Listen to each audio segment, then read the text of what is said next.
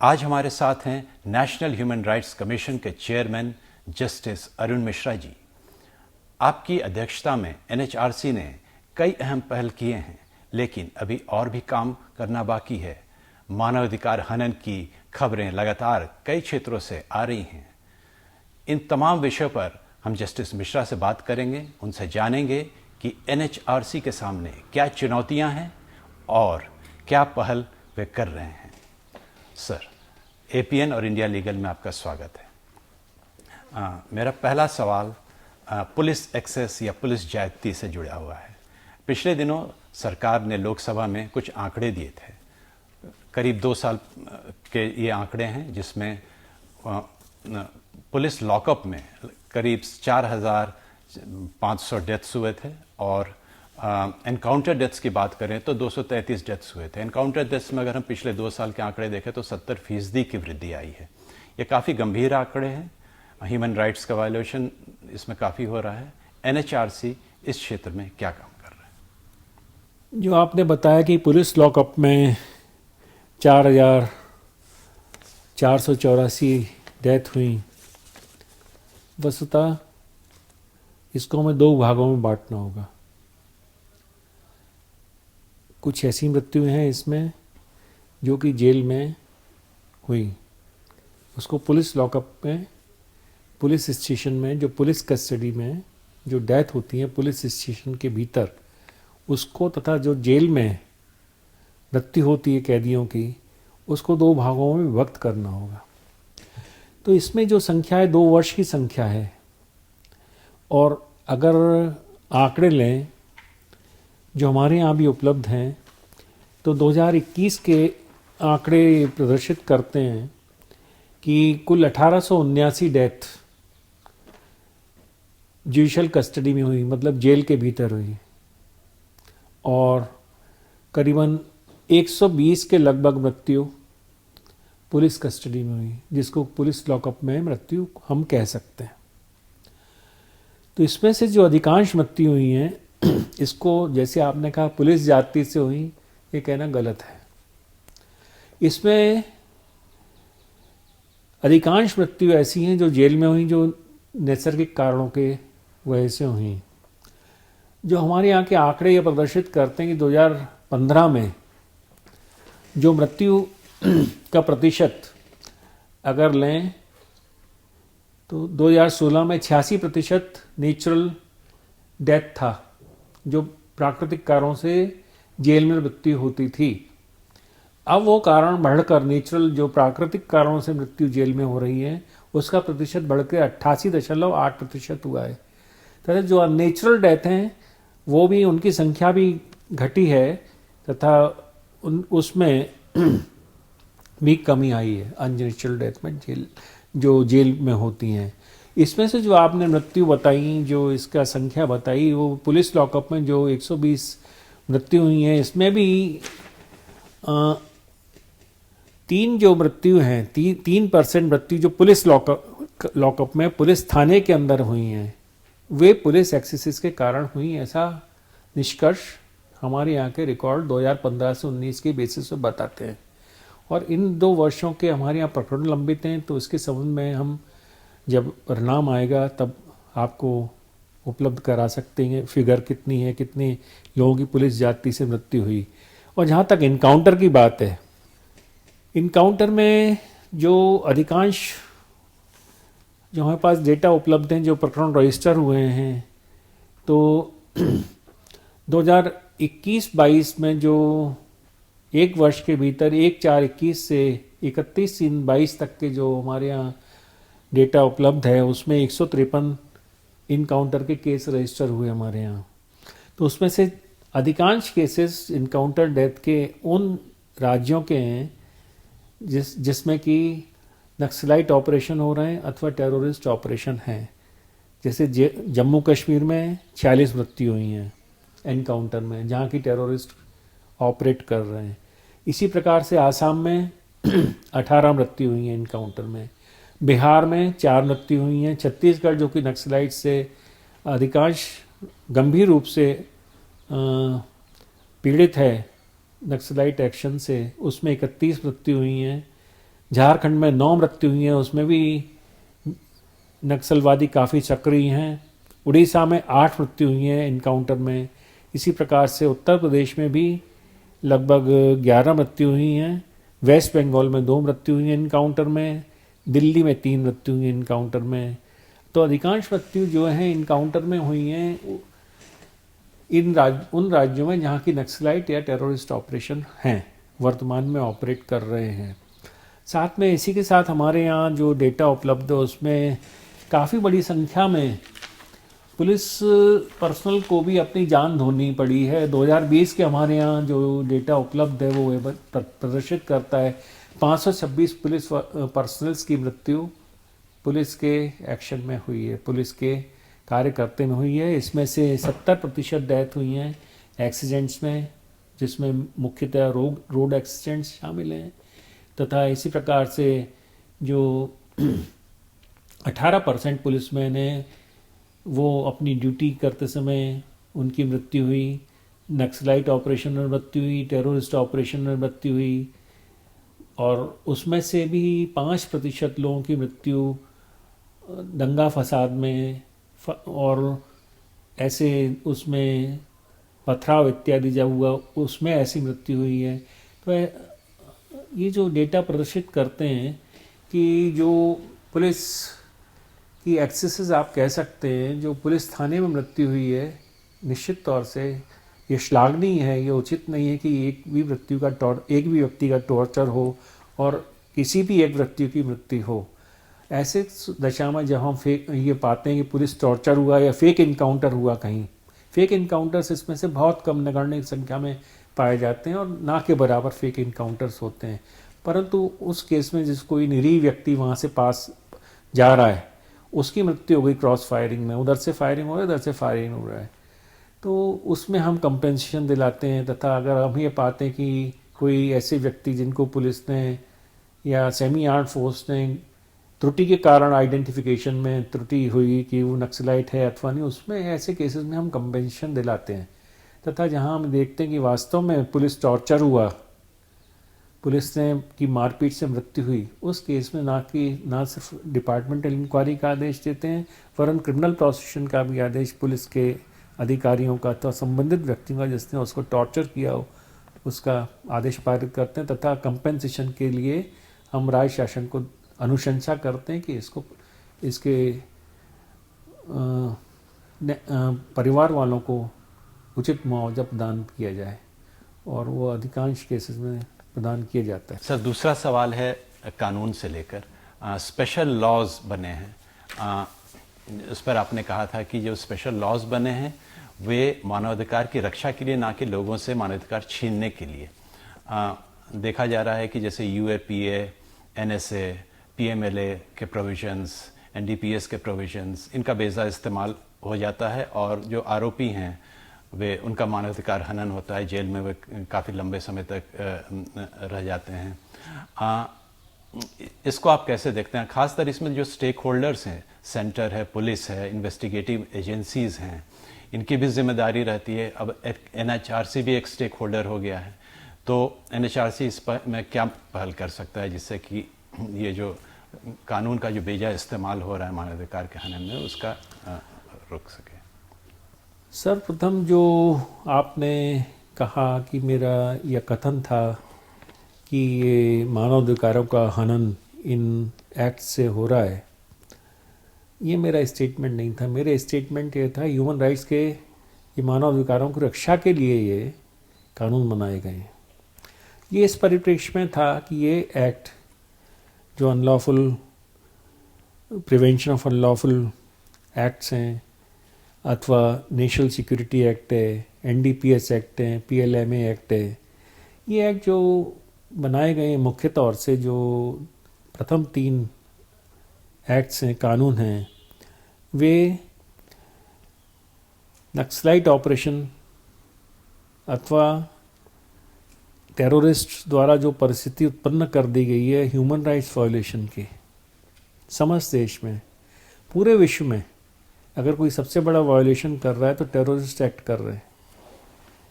इस प्रकार से जो वायलेशन जो उल्लंघन मानवाधिकारों का हो रहा है उसको उन व्यक्तियों के, जो निरीह व्यक्तियों को मारा जा रहा है, जिनका कोई दोष नहीं है, जिन्होंने कानून में उनका कुछ भी नहीं बिगाड़ा, परंतु उनको जो एक शांतिपूर्वक अपने घर में निवास कर रहे हैं उसको उसके घर में जाके मार दिया जाता है। तो ऐसे व्यक्तियों को बचाव के, रक्षा के लिए, टेररिस्ट इत्यादि से रक्षा के लिए national security act, preventive action in acts में लेना और इन एक्ट्स में विभिन्न प्रावधान बनाना, ये अगर वस्तुतः देखें तो यूनाइटेड नेशंस के द्वारा जो टेररिस्ट के संबंध में कन्वेंशन बनाया गया है उसमें ही यह उल्लेखित है कि इस प्रकार के कानून बनाए जाएं जो कि टेररिस्ट से आम लोगों के मानवाधिकारों की रक्षा करें। अगर कोई टेररिस्ट एक्ट से सफ़र करता है वो आम आदमी सफ़र करता है, वो निरीह आदमी सफ़र करता है, तो उसमें शांति भंग, पूरे देश की अखंडता को भी प्रश्न उपस्थित होता है, अखंडता का, और भी उन लोगों के उद्देश्य होते हैं। यहाँ तक कि यूनाइटेड नेशन का तो ये कहना है जो ऐसे टेररिस्ट लोगों को फंडिंग करते हैं, चाहे सोशल सर्विस के माध्यम से, चैरिटेबल सर्विसेज के माध्यम से, अथवा किसी भी संस्था के द्वारा वो उसके छत्र छाया में ऐसा कार्यवाही करते हैं जिससे टेररिस्ट लोगों को मदद पहुंचे अथवा उनको मदद पहुंचाते हैं, शरण देते हैं, उनके खिलाफ भी कठोर कार्रवाई की जाना आवश्यक है। और ये टेररिस्ट कन्वेंशन में भी उल्लेखित 1994 में कि इस प्रकार की कार्रवाई की जाना चाहिए। तो हमारे यहाँ के जो कानून है, यूपीए एक्ट 1960 में बना, 70 वर्ष इसको हो गए लागू हुए, और इसी प्रकार से जो नेशनल सिक्योरिटी एक्ट है इसको भी सुप्रीम कोर्ट ने उचित माना है। एनडीपीएस एक्ट, ड्रग पेडलिंग से ज़्यादा खतरनाक ऑफेंस अगर कोई अपराध है तो ड्रग पेडलिंग का है। उससे जो देश की, कई देशों की जो युवा लोग हैं और जो वीर नस्लें वही समाप्त हो रही हैं। और ड्रग पेडलिंग का जो इफेक्ट है, इंटरनेशनल ड्रग पेडलिंग है, ये जब तक ये इस ड्रग माफिया को समाप्त नहीं किया जाएगा और इसके लिए कठोर से कठोर सज़ा जब तक प्रोवाइड नहीं की जाएगी, तब तक हम देश में मानवाधिकारों की रक्षा, विश्व में मानवाधिकारों की रक्षा नहीं कर सकेंगे। तो अगर आप सिर्फ ये सोचें कि सिर्फ किसी एक व्यक्ति को या किसी व्यक्ति को बेजा तौर से इस एक्ट में पुलिस ने फंसाया, तो उसके लिए न्यायालय हैं। न्यायालय ये देखेगा कि प्रथम दृष्टया यह व्यक्ति दोषी है अथवा नहीं दोषी है। उस सूरत में अगर ये पाया जाता है तो उसको जमानत भी दी जा सकती है कि एक्ट के प्रावधान आकर्षित नहीं होते, इस कानून के प्रावधान आकर्षित नहीं होते, उसकी डिटेंशन भी क्वैश की जा सकती, निरस्त की जा सकती है न्यायालय के द्वारा, पर ये कोर्ट के द्वारा की जाएगा। एनएचआरसी का इसमें रोल, जहाँ की न्यायिक परिवेक्षा आवश्यक हो, जुडिशल रिव्यू आवश्यक हो, वहाँ कमीशन उसमें दखल नहीं दे सकता, अथवा जो कोर्ट के द्वारा कोर्ट में सब्जुडिस मैटर हो उसमें हम दखल नहीं दे सकते। परंतु अगर कोर्ट एक बार ये पाता है कि इस व्यक्ति को झूठा फंसाया गया, इस कानून के अंतर्गत झूठा प्रकरण चलाया गया, ये निष्कर्ष देता है, तो उसको उचित मुआवजा दिला सकते हैं और ऐसे अधिकारी के खिलाफ कार्रवाई करने का भी आदेश दे सकते हैं जिसने उस व्यक्ति को झूठा उस प्रकरण में फंसाया, पर ऐसा निष्कर्ष न्यायालय के द्वारा आवश्यक है जी।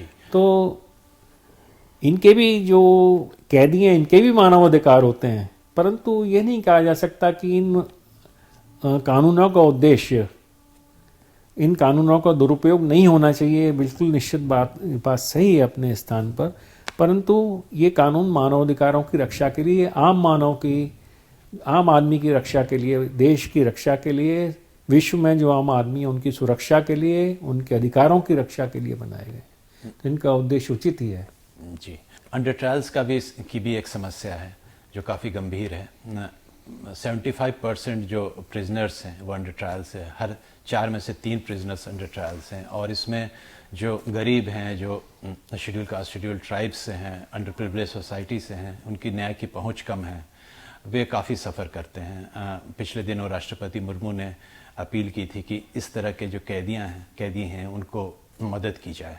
एनएचआरसी इस मामले में क्या कुछ कर सकता है?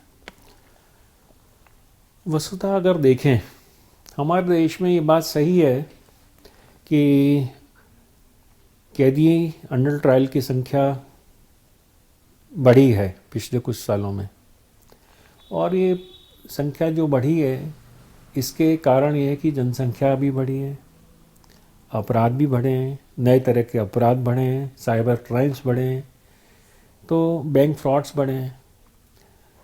जो हमारे यहाँ एक ग्लोबलाइजेशन हुआ उससे भी नए प्रकार के अपराध उत्पन्न हुए हैं, तो उसमें संख्या में इजाफा अवश्य हुआ है।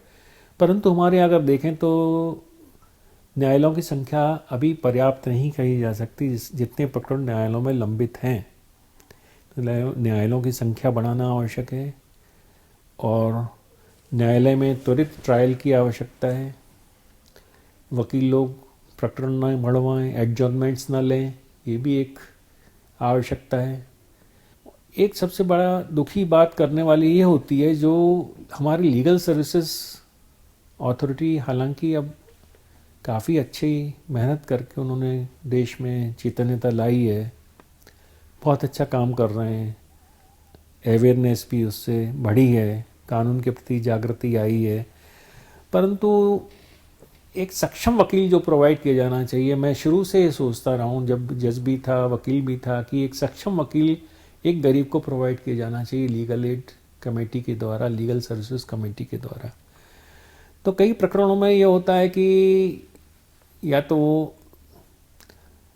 वो अपनी गरीबी के कारण अच्छा वकील नहीं लगा सकता, गरीब या पिछड़ा वर्ग का व्यक्ति, सामाजिक तौर से पिछड़ा व्यक्ति, अथवा उसका जिसका कोई सहारा नहीं है, तो उसको अपर्याप्त साक्ष्य के आधार पर भी कई बार सजा हो जाती है। तो ऐसे प्रकरणों में जब उसको एक बार सजा हो जाती है तो वो जेल से अपील करने के लिए उस पर पैसे नहीं होते, वो जेल अपील फाइल करता है, और ऐसी जेल अपील्स में फिर वो एक एमिकस क्यूरी या फिर उसी प्रकार का वकील लगा देते हैं। और मैंने अधिकांशतः देखा कि एक सक्षम वकील अगर प्रोवाइड किया जाए ऐसे केसेस में, तो हम अधिक न्याय कर सकेंगे और उसको इफ़ेक्टिव जो रियल जस्टिस है जो पहुंचा, उसको प्राप्त करने की जो पात्रता है प्रत्येक व्यक्ति को, इक्वल जस्टिस की हम बात जरूर करते हैं आर्टिकल 39A में, परंतु इक्वल जस्टिस तभी प्राप्त होगा, इक्वल जस्टिस का बहुत मायने है, परंतु इक्वल जस्टिस का एक मायना ये भी है कि आप उसको जो न्याय प्राप्ति में जो सहयोग कर रहे हैं वो पर्याप्त सहयोग होना चाहिए, सक्षम सहयोग होना चाहिए, ना कि उसको मात्र सहयोग प्रदान कर रहे हैं। ऐसे व्यक्ति की जब हम न्यायालय में 20 साल बाद छोड़ते हैं, 14 साल बाद छोड़ते हैं, तो वो सज़ा ही अपनी पूरी काट चुका होता है। ऐसे प्रकरणों को न्यायालय को खुद देखना चाहिए, जेल अपील्स को जल्दी देखें, गरीबों के प्रकरण को जल्दी देखें, जिस पे पैसा नहीं है उसको लीगल एड के प्रकरणों को जल्दी प्राथमिकता देकर उनको निपटाएं, जिससे गरीबों को अधिक जल्दी शीघ्रता से न्याय प्राप्त हो सके। जी, जेल से जुड़ा एक और सवाल है सर आपसे। पिछले दिनों एनआईए ने सरकार से कहा था कि उत्तर भारत के जो जेल हैं उसमें से जो खतरनाक अपराधी हैं उन्हें दक्षिण भारत की जेलों में ले जाया जाए, क्योंकि अपेरेंटली जेल ऑफिशियल्स और अपराधियों के बीच में साठगांठ होती है, जिसके कारण अपराधी जेल से ही ऑपरेट करते हैं। जेल से जुड़ा एक और मामला है कि हाई प्रोफाइल केसेस को अनड्यू एडवांटेजेस दिए जाते हैं जेल में। कुछ वीडियोस सामने आए थे पिछले दिनों, उससे पता चल रहा था। जेल राइट्स होते हैं, ऑफिशियल्स के ऊपर कैदी हमला करते हैं। इन सब का ताना बाना जेल मैनुअल से जुड़ा हुआ है, क्योंकि माना जाता है कि जेल मैनुअल आउटडेटेड है और उसको अपडेट करने की ज़रूरत है। उत्तर प्रदेश सरकार ने ग्रीन लाइट भी किया था इस सिग्नल जेल मैनुअल को अपग्रेड करने के लिए।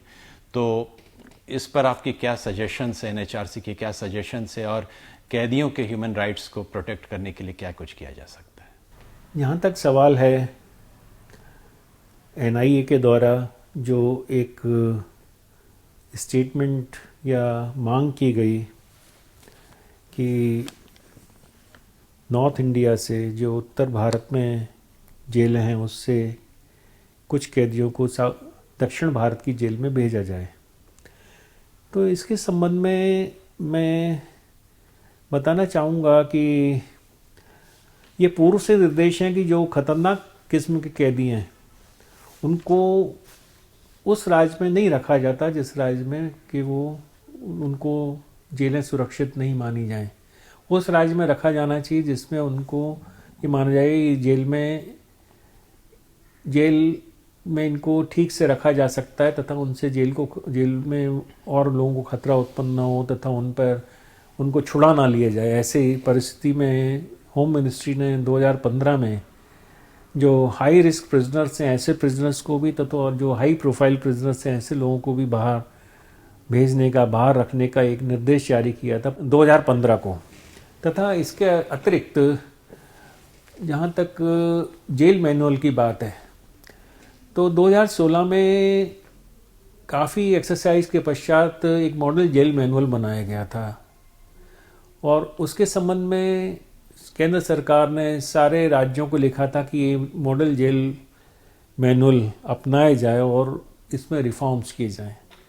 हमने भी इस पर विचार किया, काफ़ी गंभीरता से पिछले वर्ष विचार किया तथा निर्देश जारी किए थे। जहाँ जहाँ जेल मैनुअल्स में सुधार नहीं लाया गया वहाँ मॉडर्न उसको सुधार लाया जाए और जहाँ जहाँ उसमें बहुत पुराने समय से 100 वर्ष पुराने 80 वर्ष पुराने प्रावधान जो चले आ रहे हैं, आउटडेटेड प्रावधान हो गए हैं, उसमें सुधार की निश्चित तौर से आवश्यकता है। और जिन राज्यों ने अपडेट नहीं किया है उनको अपना निश्चित तौर से आपका प्रश्न उचित ही है कि उनको अपडेट करना चाहिए और उसको ऐसा बनाना फुल प्रूफ बनाना चाहिए जिससे कि उसमें जेलों की स्थिति में सुधार आए, कैदियों की स्थिति में सुधार आए, उसमें डिसिप्लिन में सुधार आए।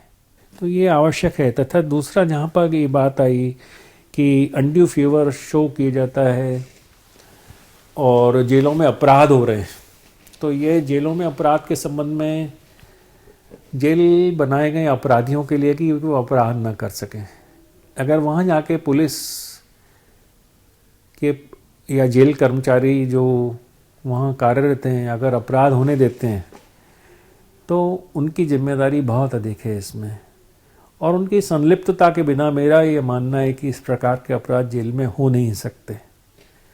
अगर प्रहरी ही अपराध कराएगा फिर जेल में किसी कैदी को रखना ही व्यर्थ है। जेल एक ऐसे स्थान है जहाँ की व्यक्ति अपराध ना कर सके, इसलिए जेल बनाए गए हैं। वो सज़ा काट रहा है, उसमें रिफॉर्म होना चाहिए, ना कि वहाँ की वो अपराध करने के लिए उसको मौका मिलना चाहिए। तो एनएचआरसी क्या संज्ञान ले सकता है? हमने संज्ञान लिया है। हमने तिहाड़ जेल में जो घटना हुई है उसमें संज्ञान लिया है और भी जहाँ भी इस प्रकार की घटना हमें होती है उसमें हम संज्ञान लेते हैं, उसमें हम रिपोर्ट मंगाते हैं, अपनी इन्वेस्टिगेशन टीम भेजते हैं। हमने दिल्ली में अपना स्पेशल मॉनिटर को भी भेजा, उन्होंने रिपोर्ट सबमिट की है, वो हमारे यहाँ विचार उस पर चल रहा है और हम ऐसे प्रकरणों को काफ़ी गंभीरता से लेते हैं। और मेरा मत है अगर इसमें जिस भी पुलिस अधिकारी की संलिप्तता पाई जाती है अथवा किसी कैदी को विशेष लाभ उसको फैसिलिटीज़ दी जाती हैं तो ये अधिकारियों और जो कर्मचारियों की मिली भगत से के बिना संभव नहीं है। इनके निश्चित तौर से इनको डिसमिसल के अलावा और कोई रेमेडी, इनको सेवा से हटाया जाना अत्यंत आवश्यक है। इनको गंभीर से गंभीर पनिशमेंट दिया जाना आवश्यक है, अन्यथा जेलों का हम माहौल बना देंगे इस देश में।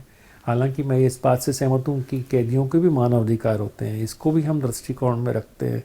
हमने रिपोर्टर्स भेजते हैं, हमारे मेंबर्स जाते हैं कि उनको क्या उनको अच्छी कंडीशंस में जेल में रखा जाए, उनको जेलों को ऐसा बनाया जाए कि उनको सुसाइड करने की जेल में कैदियों को मौका ही ना मिले।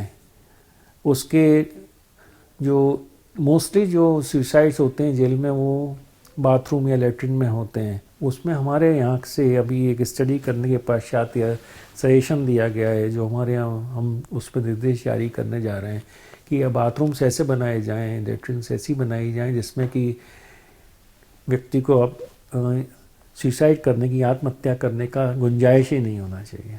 कोई भी ऐसे उनको सामान प्रोवाइड नहीं किया, बेल्ट प्रोवाइड नहीं किया जाना चाहिए, गमछे ऐसे नहीं, गमछा उसको अगर फाड़ा है उसने कुछ किया तो उस पर पूरी नज़र रखी जाना चाहिए जिससे कि जो सुसाइड की संख्या है 1/3 सुसाइड हो रहे हैं जेल में, एक तिहाई लोग सुसाइड से मर रहे हैं।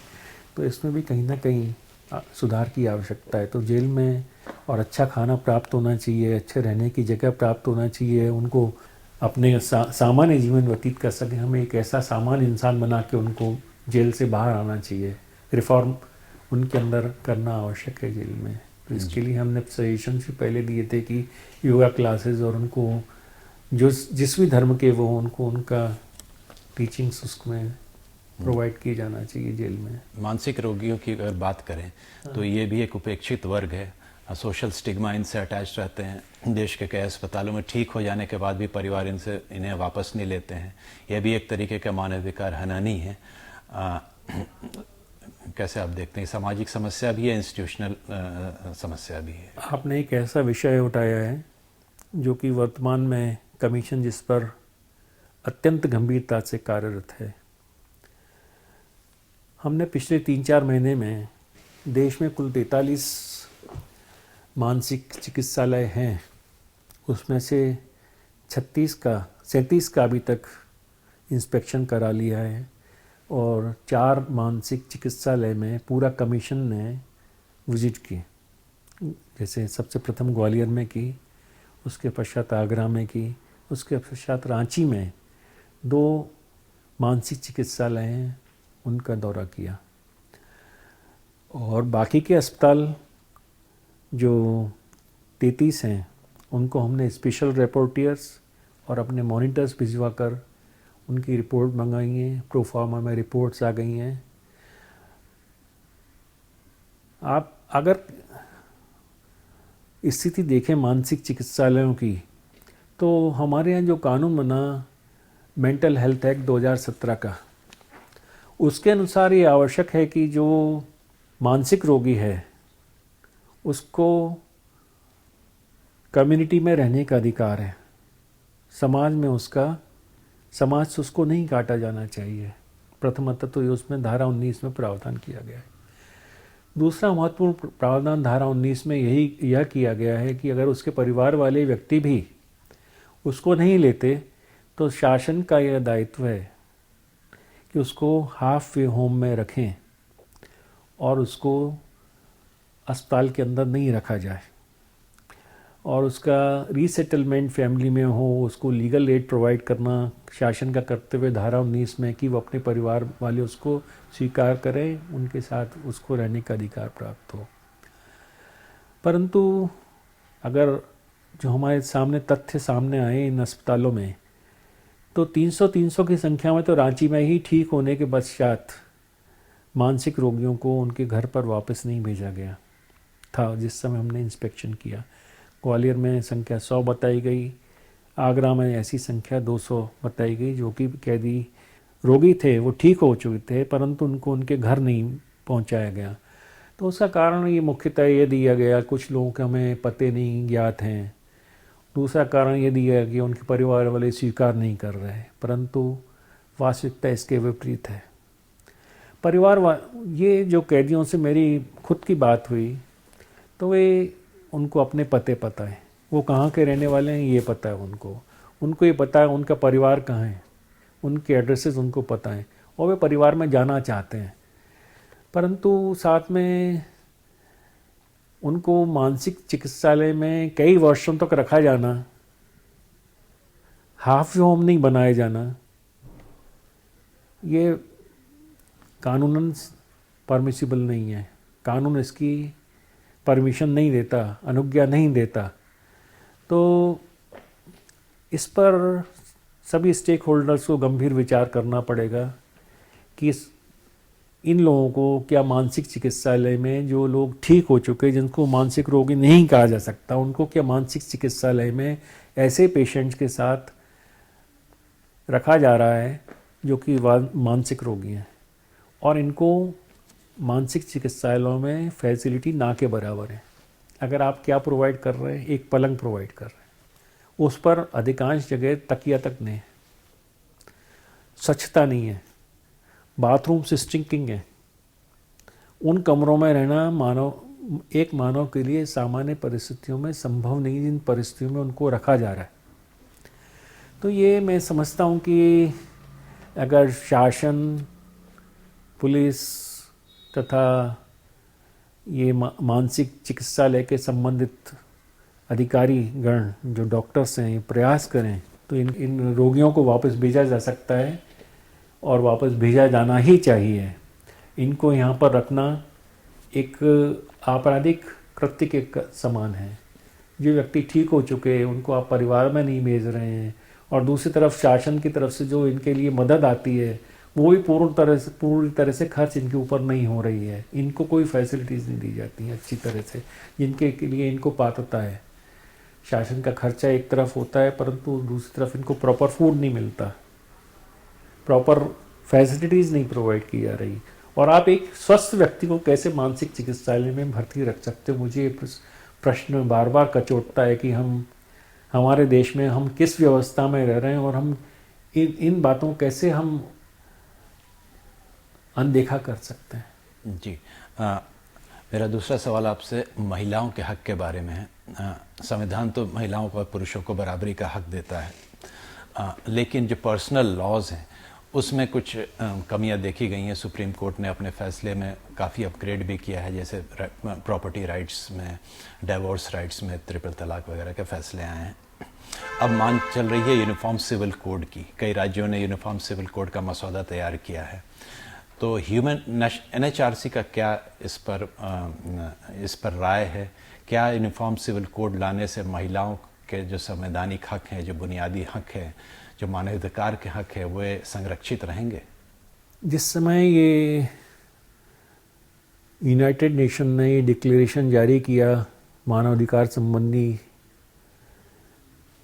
उस समय सिर्फ इसमें शामिल किया गया था कि पुरुषों को इक्वलिटी का अधिकार रहे। तो भारत की जीवा मेहता ने या उसमें सजेशन दिया था कि इसमें यह शामिल किया जाए कि प्रत्येक मानव को समानता का अधिकार रहेगा, पुरुषों को ही नहीं। तो उसमें जेंडर जस्टिस का शब्द शामिल किया गया। हमारे देश में नारी को प्रधानता और आदर प्रारंभ से हमारी संस्कृति का एक भाग रहा है। जहाँ तक अधिकारों की बात आती है, हिंदू लॉ में भी शनि शनि सुधार लाया गया। अगर आप देखें 1937 में women right to property act आया, उससे एक कदम और आगे बढ़े। 1956 में डाइवोर्स संबंधी कानून आए। महिलाओं को जो उसके प्रॉपर्टी उसके कब्जे में थी उसमें संपत्तिक अधिकार, जो उसके भरण पोषण के लिए उसके कब्जे में प्रॉपर्टी थी उसमें उसको अधिकार प्रदान कर दिए गए। संपत्तिक अधिकार, प्रॉपर्टी का अधिकार, उसको फुल ओनर उसको मान लिया गया। उसके पश्चात फिर एक सुधार आया 2005 में। पुत्रों के बराबर उसको पैतृक संपत्ति में, कोपार्सरी प्रॉपर्टी में हक प्राप्त नहीं होता था। तो हमारी संसद ने उस कानून को फिर पुत्रों को और पुत्रियों को बराबर दर्जा देते हुए कोपार्सनरी प्रॉपर्टी में, पैतृक संपत्ति में समान हक प्रदान किया, जिसको कि विनीता शर्मा के केस में 2020 में विवेचना करने के पश्चात ये कहा गया कि पुत्री को भी जन्म से ही अधिकार है, ना कि 2003 में 2005 की स्थिति में अधिकार प्राप्त होंगे। तो बराबर अधिकार हिंदुओं में जब प्राप्त हुआ, तो मैं नहीं समझता कि एक समानता के अधिकार के बिना जब तक हम महिलाओं को, जो कि 50% हैं, और महिला जन्म पुत्र को देती है, एक जो भी पुरुष को जन्म देती है, अगर उसी के साथ हम अन्याय करें, उसको समान ना माने, उसके साथ भेदभाव करें, उसको सेकंड ग्रेड सिटीजन माने, उनको संपत्ति में कम अधिकार प्रदान करें और उसको हम ये कहें कि उसको विकास में आगे बढ़ने की पात्रता नहीं है, शिक्षा पाने की पात्रता नहीं है, वो हम पुरुषों से आगे हैं। जहाँ उनको शिक्षा मिली है तो वो शिक्षा के क्षेत्र में आगे हैं। आप परिणाम उठा के देख लीजिए किसी भी परीक्षा का भारत में, तो महिलाएं टॉप कर रही हैं, महिलाएं आगे बढ़ रही हैं, ये वो सक्षम है। तो उनको क्यों पीछे रखा जाए?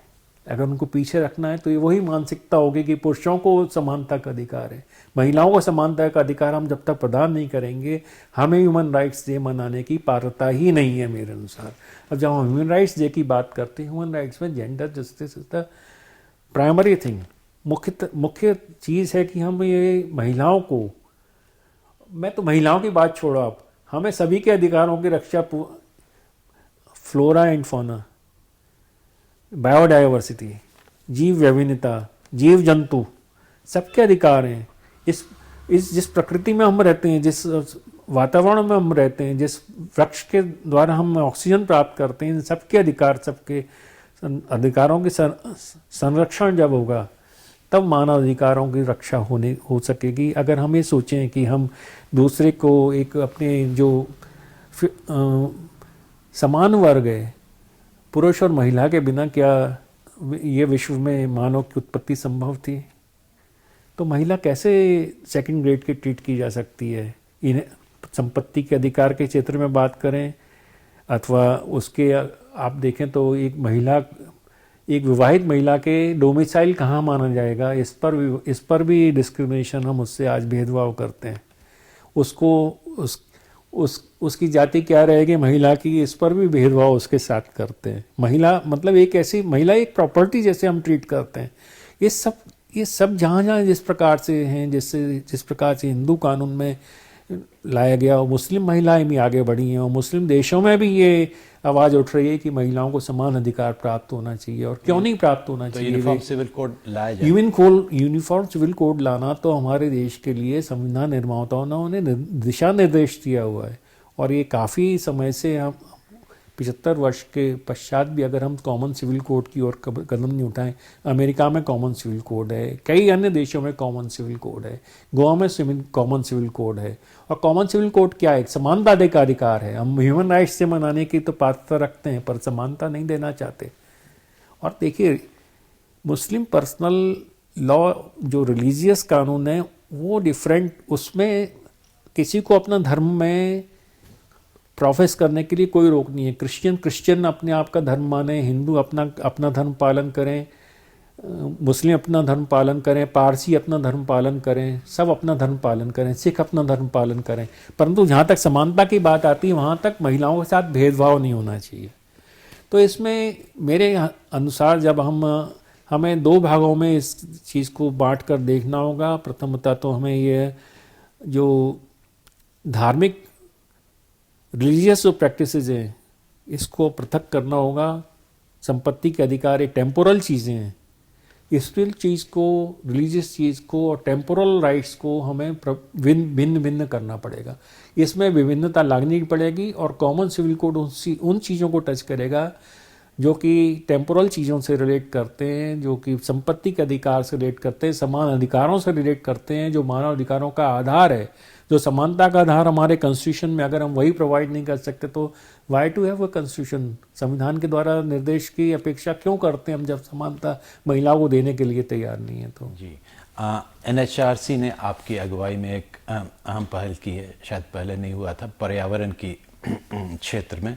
आपने हाल फिलहाल 4 राज्यों के चीफ सेक्रेटरीज़ की बैठक की, पंजाब, हरियाणा, उत्तर प्रदेश और दिल्ली। उनसे एक्शन टेकन रिपोर्ट मांगा है पर्यावरण के सिलसिले में।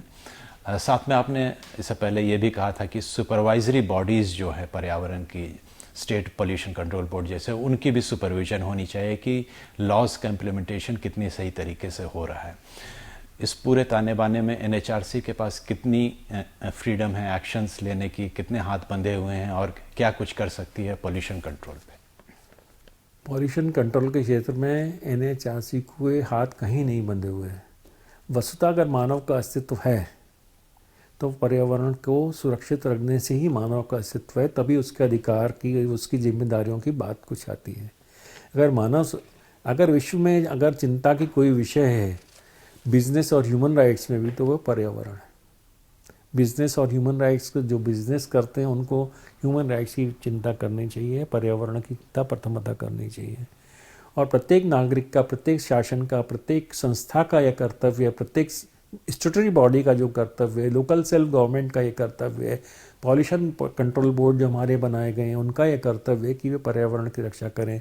एज ए व्यक्ति, एज ए पर्सन, ये हमारी फंडामेंटल ड्यूटी आर्टिकल 51A में निर्धारित की गई कि हम पर्यावरण की रक्षा करें, जीव जंतुओं से प्यार करें, फ्लोरा फौना की रक्षा करें। जब तक हम प्रकृति का संतुलन निर्धारित कर नहीं चलेंगे, जैसे हमारे वेदों में धरती को के गर्भ में जो मिनरल्स हैं इनके संधारण के लिए, अभयारण्य के लिए वनश्री की परिकल्पना की गई, श्रीवन की कल्पना की गई, अभयारण्य की कल्पना की गई, तपोवन की कल्पना की गई, जिनको सुरक्षित रखा जाता था, जिनमें से पेड़ नहीं काटे जा सकते, जीव जंतुओं का शिकार नहीं किया जा सकता था। वंशी का तात्पर्य था कि इससे हमें संपदा प्राप्त होती है, इसकी रक्षा करना चाहिए। आज हम वो सब भूल गए। जब तक हम पेड़ों की रक्षा नहीं करेंगे, पर्यावरण की रक्षा नहीं करेंगे, अपने अंदर चेतनता नहीं लाएंगे, स्टैट्यूटरी बॉडीज अपना कर्तव्य पालन नहीं करेंगी, तब तक पर्यावरण की रक्षा नहीं हो सकेगी। ये बड़ी श्लाघनीय स्थिति है देश में कि हमारे यहाँ जो डायरेक्टिव प्रिंसिपल्स के अंतर्गत जो कानून बनाए गए म्यूनसिपल बॉडीज़ के लिए, इसको म्यूनसिपल बॉडीज़ जो लोकल सेल्फ गवर्नमेंट हैं उस लेवल पर पर्याप्त इनका संरक्षण नहीं कर रही हैं। इस उनका साफ़ सफाई की ओर अधिक ध्यान नहीं है। अधिकांश जगह पर ये पाया जाता है कि वहाँ से गार्बेज तक नहीं उठाया जाता। अधिकांश जगह ये पाया जाता है कि उन पर फैसिलिटी नहीं कि वो कहाँ उसको गार्बेज को डंप करें। लैंडफिल साइट्स की कमी है, मेडिकल वेस्ट को नहीं उठाया जाता, जो बिल्डिंग का वेस्ट है, बिल्डिंग कंस्ट्रक्शन का वेस्ट है, डिमोलिशन का वेस्ट है, उसको कैसे ट्रीट किया जाए, उसको कैसे ख़त्म किया जाए, उसको कैसे उपयोग किया जाए, इसकी फैसिलिटीज़ उपलब्ध नहीं की गई हैं। दूसरा ये है कि सीवर की लाइन्स सारे शहरों में अभी तक उपलब्ध नहीं है। तो कई जगह टैनरीज से, कई जगह नदियों में सीधा सीवेज वाटर मिलाया जा रहा है। सुप्रीम कोर्ट डायरेक्शन दे रहा है, एनजीटी डायरेक्शन दे रहा है। हमारे यहाँ मैनुअल स्कैवेंजिंग तो जहाँ तक अब बात है कि मैला सिर पर ढोने की परंपरा तो हम समाप्त कर सके, ये नहीं देखने में आता कहीं। परंतु जहाँ तक यह बात सेप्टिक टैंक में जहाँ तक बात है, तो इसमें हमने एक एडवाइजरी जारी की है इसके सुरक्षा के लिए। 24 सितंबर 1921 को काफ़ी सब लोगों से विचार विमर्श करके एडवाइजरी जारी की है। तो उसमें हमने ये उल्लेख किया, ये आवश्यक है कि सेफ्टी वर्कर्स को, जो सेप्टिक टैंक्स के वर्कर्स हैं, हैज़ार्डस वर्क काम में जो सेप्टिक टैंक में जो काम करते हैं, इस प्रकार से इन सीवरेज में जो काम कर रहे हैं, इनको सेफ्टी इक्विपमेंट्स प्रोवाइड की जाए, ऑक्सीजन सिलेंडर प्रोवाइड की जाए, प्रॉपर इसमें चश्मे होते हैं वो प्रोवाइड की जाए, और ऑटोमेटिक अलर्ट लाइट्स होती हैं। अगर पॉइजनस गैस वहाँ है तो वहाँ पे एंट्री करनी कि नहीं करनी ऐसे में सीवर में, क्योंकि अधिकांश डेथ पॉइजनस गैस की उपस्थिति से होती हैं। तो ऐसी अलर्ट्स लाइट्स आज उपलब्ध हैं जो कि वास्तव में लगाया जाना चाहिए प्रत्येक सीवरेज में, जहाँ की पॉइंट ऑफ क्लीनिंग है, जहाँ से उठा के उसको साफ़ किया जाता है, अथवा सेप्टिक टैंक में जहाँ पॉइजनस गैसेस की वो प्रेजेंस बता सके, जिससे कि आदमियों की मृत्यु न हो। ऑक्सीजन सिलेंडर प्रोवाइड करना उनको आवश्यक है। परंतु हमारे उस निर्देश के पश्चात भी, हालांकि कुछ स्टेट्स ने अभी प्रारंभ किया ये सेफ्टी इक्विपमेंट्स प्रोवाइड करना, और मैकेनिकल क्लीनिंग के तौर पे कुछ दिल्ली में भी प्रयोग किए जा रहे हैं, परंतु ये अभी पर्याप्त नहीं। अभी हमें गोल तक पहुंचना है, अभी हमें काफ़ी इसमें इस क्षेत्र में कार्य करना होगा। लोकसभा में बताई गई कि 670 के लगभग मृत्यु एक वर्ष के भीतर हुई सेप्टिक इस कार्य करते में। यह स्थिति अच्छी नहीं है, इसमें सुधार आवश्यक है। जी, जैसे आपने बताया, एक सप्लीमेंट्री क्वेश्चन है कि एडवाइजरी आपने जारी की और दिशा निर्देश जारी किए, चीफ सेक्रेटरीज के साथ मीटिंग भी आपने की है। सपोज़ कीजिए कि चीज़ें काम पे नहीं हो रही है, सही तरीके से नहीं हो रही, जो रिपोर्ट्स आएंगी पोल्यूशन कंट्रोल के वो अप टू द मार्क नहीं रहेंगे, तो एनएचआरसी के पास पीनल पावर्स तो है नहीं, तो अभी क्या आप सजेस्ट करेंगे कि उनके पास शक्तियां बढ़ाई जाए? ऐसे कि आप सजेशन शक्तियां बढ़ाने की आवश्यकता हमें नहीं है। हमने इसमें पॉल्यूशन कंट्रोल बोर्ड को आदेश देते हैं कि आप इसके इंस्पेक्शन कीजिए, और इसको अगर नहीं पाया जाता उचित स्तर पर, मानक पर नहीं कोई इंडस्ट्री कार्य कर रही, तो उसको बंद किया जाए। और हमने कई केसेस में जो सेप्टिक टैंक से मृत्यु में संबंधित है, उसमें अधिकारियों को नोटिस जारी किए हैं कि क्यों ना आपके ऊपर आपराधिक प्रकरण चलाया जाए, आपने क्योंकि ये एडवाइजरी का पालन नहीं किया, और क्यों ना ये कल्पेबल होमिसाइड माना जाए 304A के अंतर्गत। इसके हमने नोटिस जारी किए कंपेंसेशन के अतिरिक्त, और यहाँ हम इंश्योर कर रहे हैं कि वो सेफ्टी गियर्स प्रोवाइड करें, सेफ्टी इक्विपमेंट्स प्रोवाइड करें, और मैकेनिकल क्लीनिंग की ओर दिशा निर्देश जो हमारी एडवाइजरी में उस ओर बढ़ें। बंदी कूट एक ऐसा प्रयोग है जिसके द्वारा फिर उसमें सेप्टिक टैंक अथवा सीवर लाइन में बंदी कूट, अगर उसको कुछ 16-17 लाख रुपए उसकी कीमत थी उस समय, जिस समय हमने इसको एसेस किया था, वो प्रत्येक म्यूनसिपैलिटी प्रोवाइड कर सकती है, प्रत्येक बॉडी प्रोवाइड कर सकती है, जिससे कि मृत्युओं को बचाव हो सके। इस दिशा में हमारा प्रयास है, हम प्रयासरत रहेंगे। हम ये सुनिश्चित करेंगे कि इस प्रकार की मृत्यु सेप्टिक टैंक में नहीं होगी। जी, जनरली अगर बात करें तो क्या एनएचआरसी को माना जाता है कि टीथ नहीं है, उनके पास पावर्स नहीं है जिससे वो इन्फोर्स कर सके सारे क्षेत्रों में चीज़, और डिमांड ऐसे भी रहती है कि उन्हें शक्तियां दी जाएं कि कुछ वो लोग डिसिप्लिनरी एक्शन ले सकें। क्या आपको मानना है कि वक्त आ गया है कि कुछ एक्स्ट्रा पावर्स दी जाएं एनएचआरसी? नहीं, डिसिप्लिनरी पावर तो मैं कभी नहीं चाहूँगा कि एनएचआरसी को दी जाए। कुछ एक्स्ट्रा पावर्स की जहाँ तक बात है, मेरे ख्याल से आवश्यकता इसमें भी नहीं, क्योंकि हमारी जो 95 से 98% जो हमारी रिकमेंडेशंस हैं वो स्वीकार की जाती हैं। वही रिकमेंडेशंस में लोग कोर्ट में चले जाते हैं। जैसे अधिकारी के विरुद्ध क्रिमिनल प्रोसिक्यूशन का हमने आदेश प्रदान किया है, तो वो सोचता है उसका थोड़ा विलम्ब हो जाए, अगर कोर्ट स्टे कर देता है तो कोई बात नहीं है, परंतु उसमें भी अल्टीमेटली कोर्ट का निर्णय आएगा, वो प्रिवेल करेगा। उसमें भी हम ये समझते हैं कि हमारे आदेश सक्षम है, और वर्तमान में अगर जो स्थिति है इसी में हम काफ़ी सक्षम तौर से काम करने के लिए हमारे पर्याप्त जुरिडिक्शन हमारे पास है, और इसमें किसी अन्य टीथ जोड़ने की, मैं ये सोचना गलत है कि हम पर टीथ नहीं, कौन का विचार है, मेरे को तो ये समझ में नहीं आता क्यों ऐसा विचार है कि रिकमेंडेटरी पावर क्या रिकमेंडेशन स्वीकार नहीं कर रही शासन। आप उनसे पूछिए, सारी रिकमेंडेशन स्वीकार हो रही हैं। जब 90, 95, 99% तक स्वीकार हो रही हैं, तो फिर ऐसा कैसे कहा जा सकता है कि टीथ नहीं है। हम पे पावर ऑफ इन्वेस्टिगेशन है, हम पैरेलल इन्वेस्टिगेशन कर सकते हैं, हमारे पास इंडिविजुअल इन्वेस्टिगेशन टीम है। जहाँ वो लोग नहीं क्लिक कर पाते क्रिमिनल केसेस को, एक राजस्थान में जैसे महिला का केस था, उसका एग्जिस्टेंस को डिनाई कर दिया, हमारे एक इन्वेस्टिगेशन टीम गई सुप्रीम कोर्ट के आदेश से, उसने ना कि उसका अस्तित्व पाया, बस को ढूंढ को भी दे दिया। ऐसा हमारी इन्वेस्टिगेशन टीम इतना अच्छा कार्य करती है। जी, लास्ट सवाल ये है कि आपको अभी global alliance of national human rights institution bureau में मेंबर चुना गया है बतौर चेयरपर्सन ऑफ एनएचआरसी, तो इसमें आपकी भूमिका क्या रहेगी, क्या प्लान है, क्या चुनौतियां हैं, ये बताएंगे। एक्चुअली गैनरी का जो मुख्य कार्यकारी समिति है जिस पर कि पॉलिसी निर्धारण का जिम्मेवारी रहती है, और जो रिजोल्यूशन जनरल बॉडी के हैं उनका भी निष्पादन कराने की, उनका एग्जीक्यूशन कराने की, ये देखने की उनका पालन हो, ये इस ब्यूरो पर जिम्मेदारी रहती है। और सारे महत्वपूर्ण विषय पॉलिसी मेकिंग इत्यादि ब्यूरो में डिस्कस होते हैं, तथा क्या रिजोल्यूशन किया जाना चाहिए, किस संबंध में क्या पहल करनी चाहिए ब्यूरो को, गैनरी को, जो कि पूरे विश्व का एक समुदाय का भाग है, रिप्रेजेंटेटिव बॉडी है, एग्जीक्यूटिव बॉडी है,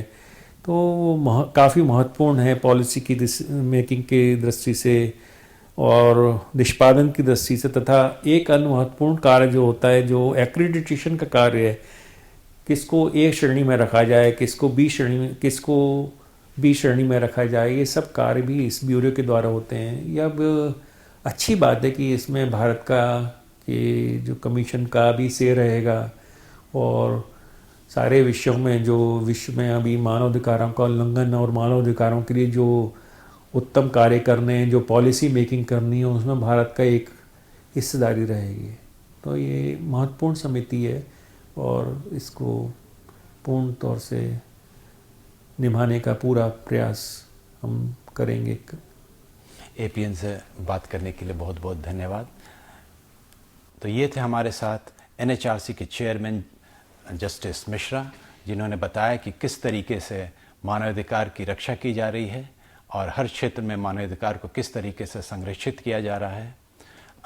संविधान में जिस तरीके की जो गारंटी दी गई है मानवाधिकार की रक्षा के लिए, उसके लिए काम कर रहा है एनएचआरसी, जिससे कि उम्मीद है कि नागरिकों सम्मान और सुरक्षा के साथ जी सकेंगे। अभी के लिए बस इतना ही। आप देखते रहिए एपीएन।